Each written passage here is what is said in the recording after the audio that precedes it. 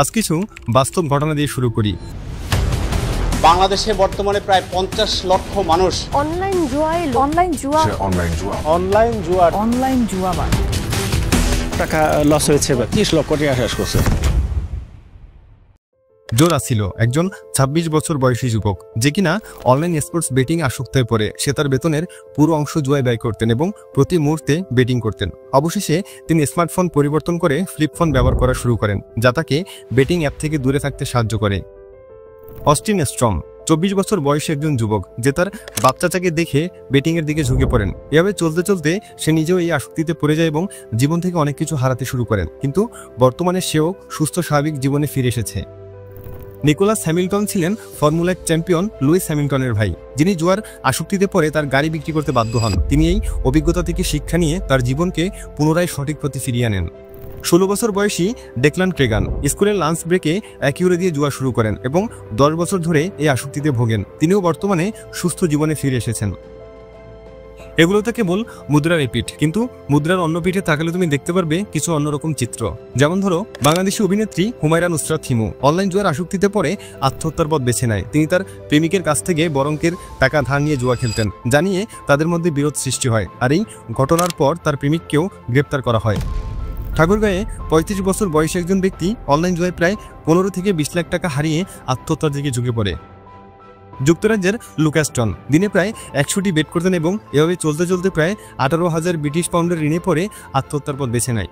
তামিলনাড়ুর নারাক্কালে একটি কলেজের আইন বিভাগের শিক্ষক IPL বেটিংয়ে 75 লাখ রুপি হারিয়ে নিজের জীবন নিজেই শেষ করে দিয়েছিল।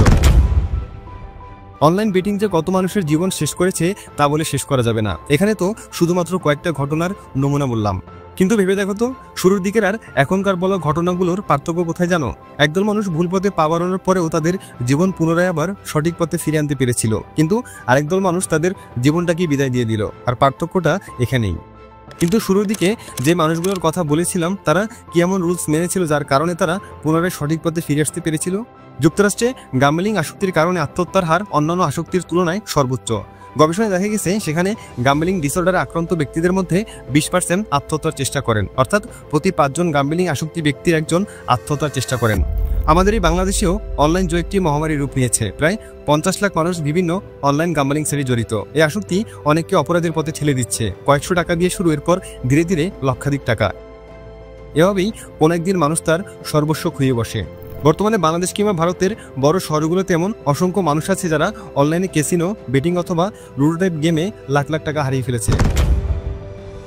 বাংলাদেশ সাইবার ক্রাইম বিভাগের 2024 সালের একটি রিপোর্ট অনুযায়ী অনলাইন প্রতারণার 60% হল অনলাইন জুয়া সংক্রান্ত। ভারতের NCRB রিপোর্ট অনুযায়ী 2023 সালে শুধুমাত্র অনলাইন গাম্বলিং সম্পর্কিত বিষণ্ণতা ও আত্মহত্যার মামলা 37% বেড়েছে।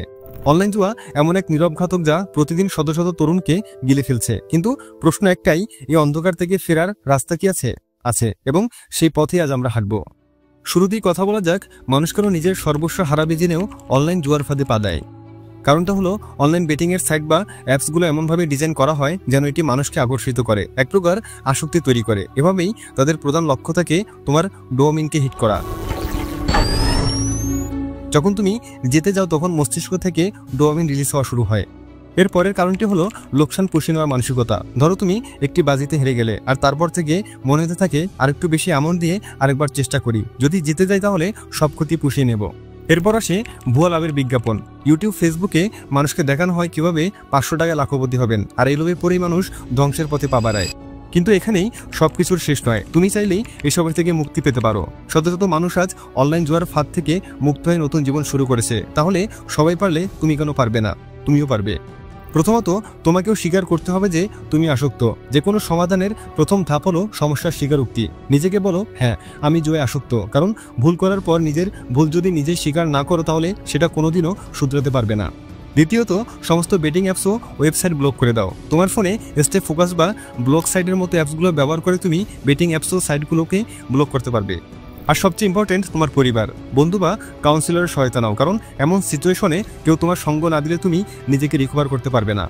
এটা সত্য যে আমাদের বেশিরভাগ ভিডিওতেই আমি তোমাকে একা থাকতে বলি, কিন্তু সেগুলো মূলত নিজের অলসতা দূর করে নিজেকে অনন্য উচ্চতায় নিয়ে যাওয়ার চ্যালেঞ্জ। আর এখন তো কেস পুরোটাই উল্টো। এখন একটাই লক্ষ্য, আর সেটা হলো অনলাইন বেটিংয়ের এই ভয়াবহ জগৎ থেকে নিজেকে বের করে আনা। তোমার মাথায় এটা ভালো করে ঢুকিয়ে নাও যে অনলাইন জুয়া এখন শুধুমাত্র টাকা হারানোর খেলা নয়, এটা এক ধরনের মানসিক কারাগার, যেখানে তুমি সময় হারাও, সম্পর্ক হারাও, আত্মসম্মানটাও হারাও। প্রথমে মনে হয় একবারই খেলি, তারপর সেটাই হয়ে ওঠে প্রতিদিনের নেশা। এভাবেই ধীরে ধীরে তুমি আর তুমি থাকো না, তোমার ভিতর একটা লোক কাজ করতে শুরু করে।